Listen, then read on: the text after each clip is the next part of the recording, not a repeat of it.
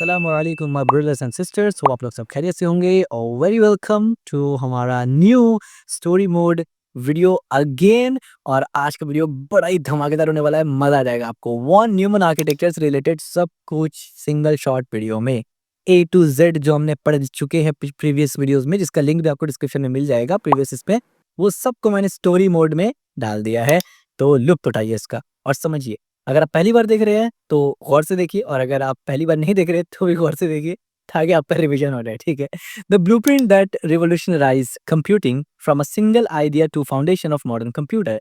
ये है क्या वॉन न्यूमन आर्किटेक्चर, ये हम लोग पढ़ेंगे डिटेल में, लेकिन ऊपर ऊपर से बताता हूँ कि वॉन न्यूमन आर्किटेक्चर एक ऐसा आर्किटेक्चर है जो एक सिंगल आइडिया था, पहले इसका कोई रियलिटी नहीं था, बाद में ये रियल वर्ल्ड में अप्लाई किया गया।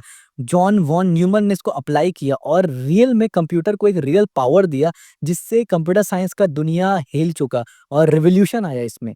और मॉडर्न जितने भी कंप्यूटर आर्किटेक्चर बने वो कहीं ना कहीं इस पे डिपेंडेंट है। तो आइए इसको समझते, ये है क्या चीज। Introduction. A new idea is born long time ago. Computer were a huge machine that could only do one job at a time. Then John von Neumann, a brilliant mathematician, proposed a fresh design. यानी जाहिर सी बात है, बहुत time पहले computer इतने intelligent थे नहीं, इंटेलिजेंट थे पर एक टाइम में एक काम करते थे, बहुत सारे लिमिटेशंस था। तब जाके जॉन वॉन न्यूमन एक मैथमेटिशियन भी थे, फिजिसिस्ट भी थे, न्यू जर्सी में। इन्होंने एक नया आइडिया दिया कि ऐसा क्यों ना हो कि हम एक मेमोरी एलिमेंट बनाए।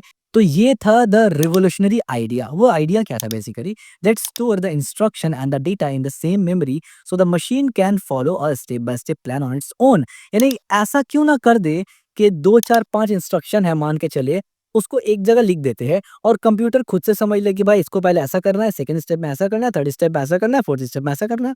ठीक है, simple. Instruction and data share the same memory. यानी सिंपल सिंपलिसिटी इसमें यही था कि मेमोरी में जो डेटा है और इंस्ट्रक्शन है दोनों एक मेमोरी को शेयर कर रहा था, तो इजीली कम्युनिकेट हो जा रहा था, कोई कॉम्प्लेक्सिटी नहीं था। पावरफुल पावरफुल क्यों था, इनेबल्स ऑटोमेटिक प्रोग्राम एग्जीक्यूशन। यानी प्रोग्राम को एग्जीक्यूट नहीं करना पड़ेगा बटन दाब दाब के, आपको खुद से प्रोग्राम एग्जीक्यूट हो रहा है।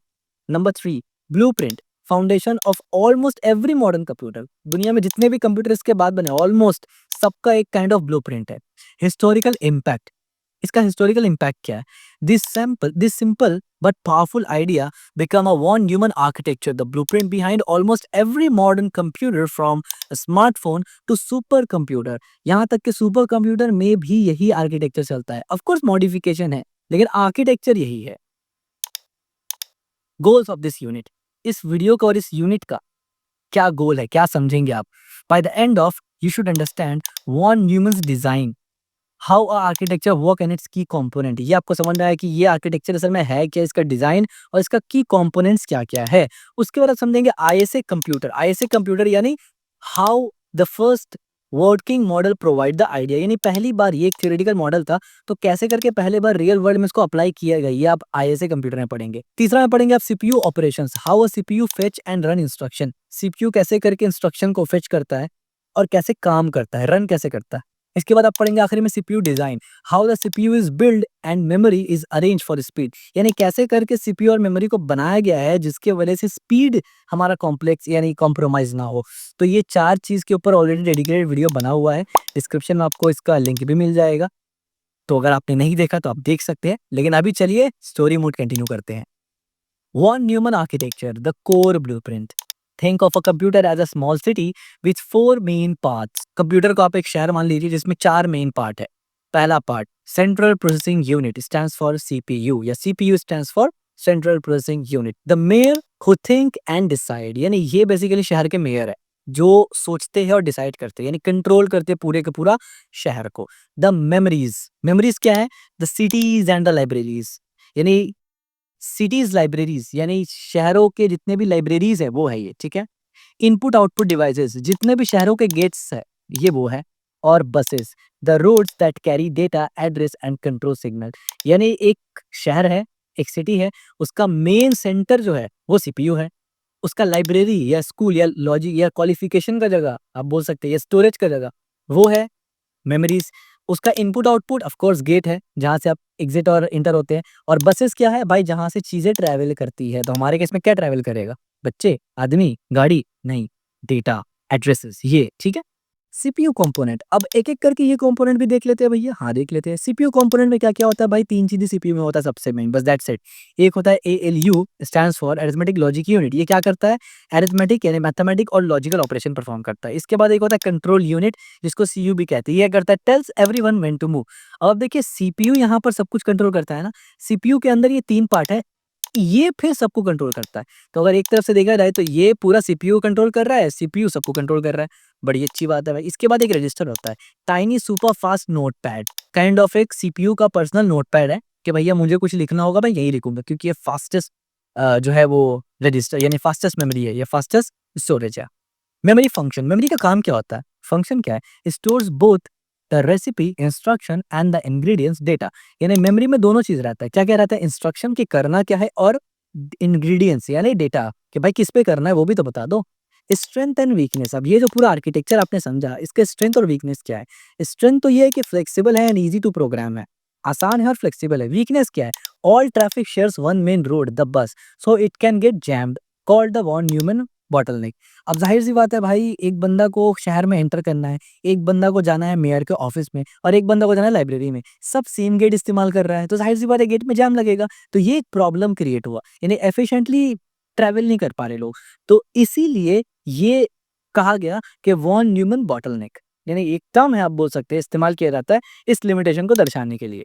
इसके बाद आते हैं ISA computer, the first real test at Princeton Institute of for advance study von Neumann teams build ISA computer 1948 से लेकर 1951 में। जैसे मैंने पहले कहा कि आईएसए आर्किटेक्चर यानी ये जो पूरा हमने आर्किटेक्चर पढ़ा, ये जो पूरा आर्किटेक्चर पढ़ा, इसको मिला के जो प्रोग्राम स्टोर करने वाला जो मेन आइडिया था, वो बेसिकली पहले सिर्फ आइडिया ही था, रियल वर्ल्ड में अप्लाई नहीं किया गया था। तो वॉन न्यूमन की टीम ने उनको उस आइडिया को रियल किया। कब, किस सदी में उसका स्टार्ट हुआ था काम करना? 1948 से लेकर 1951 तक ये पूरा मतलब काम हुआ, इस पे प्रोटोटाइप बना, फिर वर्किंग स्टार्ट हुआ और फिर टेस्टिंग हुआ और फाइनली ये काम किया। कहाँ पर हुआ था ये? Princeton institute for advance study, ठीक है? और ये कहाँ था? न्यू जर्सी में था। पायनियर कौन है इसके? One of the first true store program computer, यानी जितने भी प्रोग्राम यानी जितने भी कंप्यूटर या डिजिटल सिस्टम है जहां पर भी मेमोरी का चक्कर है, स्टोर प्रोग्राम कर सकते हैं, वो सबका एक तरफ से आप बोल सकते हैं पायनियर है।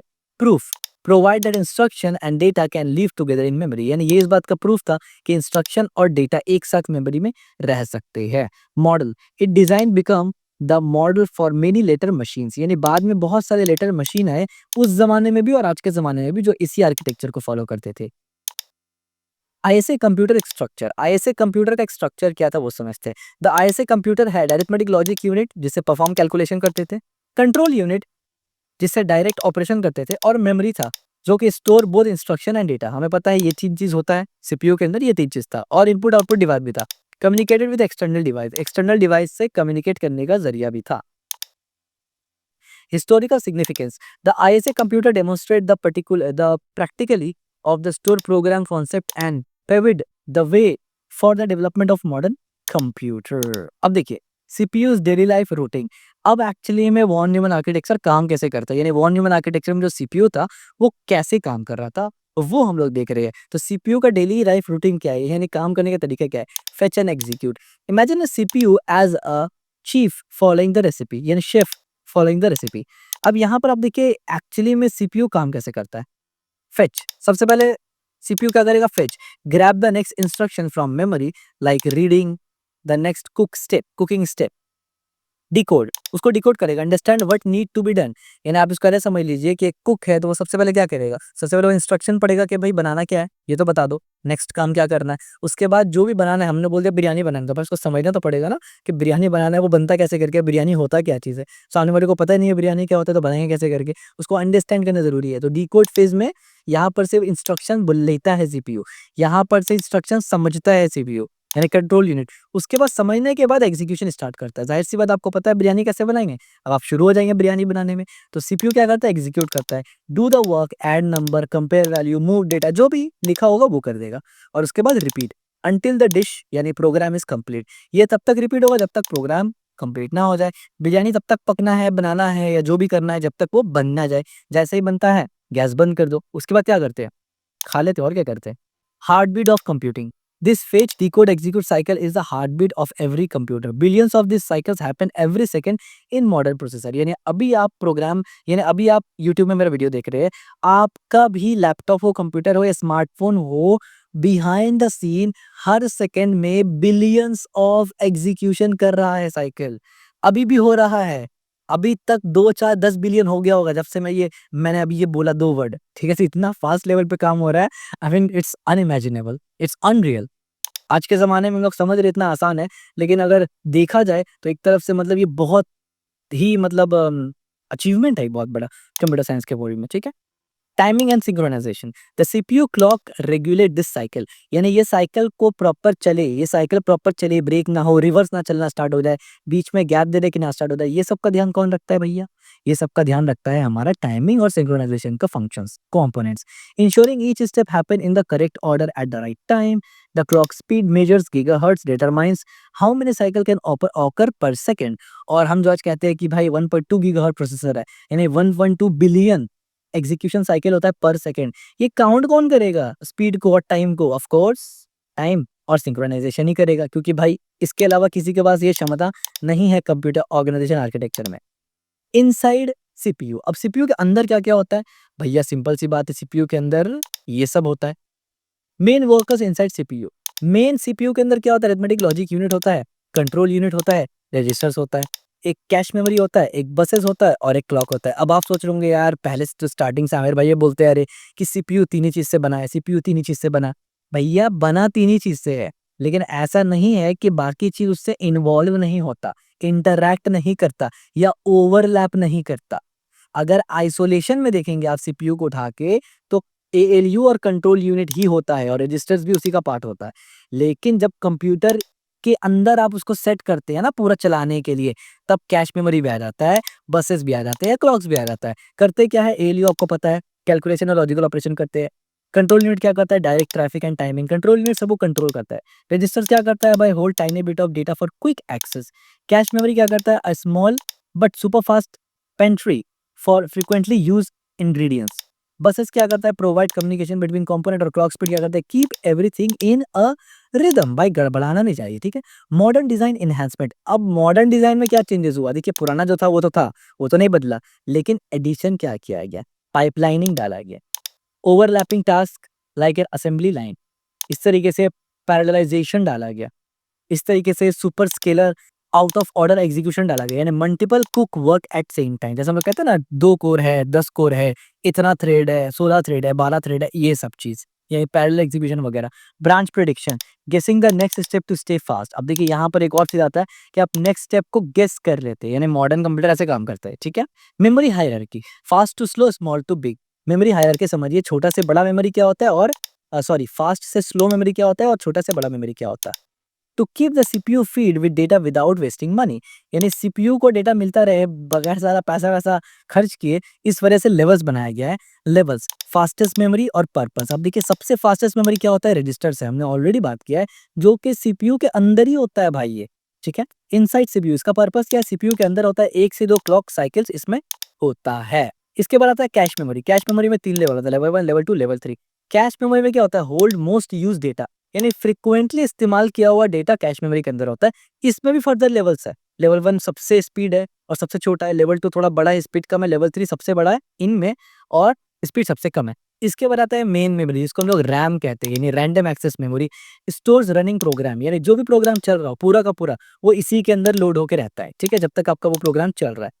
इसके बाद आता है सेकेंडरी मेमोरी, यानी एसएसडी और एचडीडी, यानी परमानेंट स्टोरेज, जो आप सेव कर दे। Memory pyramid, frequently use data stage high in the pyramid for speed. जाहिर सी बात है, ये जो डेटा है ये बाकी से इसीलिए ऊपर है क्योंकि ये फ्रीक्वेंटली सीपीयू इसका इस्तेमाल कर रहा है, इस वजह से। This hierarchy balance the need for fast access with the cost of memory technology, यानी मेमोरी टेक्नोलॉजी के हिसाब से और फास्ट यानी फास्ट स्पीड कॉम्प्रोमाइज ना हो, इस हिसाब से ये हायरार्की है। और आज भी मॉडर्न कंप्यूटर में यही हायरार्की इस्तेमाल होता है। Trade off, speed, registers and cache are the fastest but most expensive. Register और कैश जो होते हैं ना, ये मोस्ट एक्सपेंसिव होते हैं, कॉस्टली आते हैं बहुत ज्यादा, लेकिन सुपर फास्ट होते हैं, इसीलिए बहुत छोटे साइज के होते हैं। Cost, secondary memory is cheapest but slower. Secondary memory जो है ये चीप है, कम दाम में आता है ना, एसडीडी और एसएसडी और एचडीडी, इसीलिए ये स्लो भी है। Size, higher level are smaller in capacity. ज़ाहिर सी बात है, जितना ऊपर आप जाएँगे ना साइज़ उतना छोटा होता रहेगा। सबसे इन सब मेमोरी में सबसे छोटा क्या है? या गेस कर लिया होगा आपने, रजिस्टर मेमोरी है। उसके बाद कैश मेमोरी है सबसे छोटा, और कैश मेमोरी में लेवल 1 सबसे छोटा है, फिर 2 फिर 3 और फिर इस तरीके से हायरार्की चलता है। How it all fits in computer organization and architecture. भाई कैसे फिट होता है? मेरे ख्याल से फिट आपने खुद ही कर लिया होगा। यानी अब आप इतने कैपेबल हो चुके हैं कि आप खुद रिलेट कर ले। Computer organization and architecture is about how computer is built and how its work inside. Computer organization architecture में हम लोग पढ़ते क्या है भैया? हम लोग ये पढ़ते हैं कि कंप्यूटर बना कैसे है और कंप्यूटर काम कैसे कर रहा है अंदर, यानी ऑन अ हार्डवेयर लेवल कैसे काम कर रहा है। वॉन न्यूमन डिजाइन देखा हम लोगों ने, foundation of modern computer design, बढ़िया। इसके बाद आईएसए कंप्यूटर्स देखा, यानी हिस्टोरिकल प्रूफ्स एंड कॉन्सेप्ट देखा। इन सब के ऊपर अलग से वीडियोस भी आप उसको भी देख सकते हैं। सीपीयू ऑर्गेनाइजेशन देखा, यानी inner working of the processor, processor का एक्चुअल में वर्किंग कैसा होता है वो देखे। पाइपलाइनिंग देखे, यानी ऑप्टिमाइजेशन टेक्निक देखे, जिसको आप एडवांस या मॉडर्न टेक्निक बोल सकते हैं। और मेमोरी हायरार्की देखे, यानी परफॉर्मेंस ऑफ ऑप्टिमाइजेशन, यानी किस मेमोरी का इस्तेमाल कैसे होगा, उसका स्पीड क्या है, और ये काफी इंपॉर्टेंट है।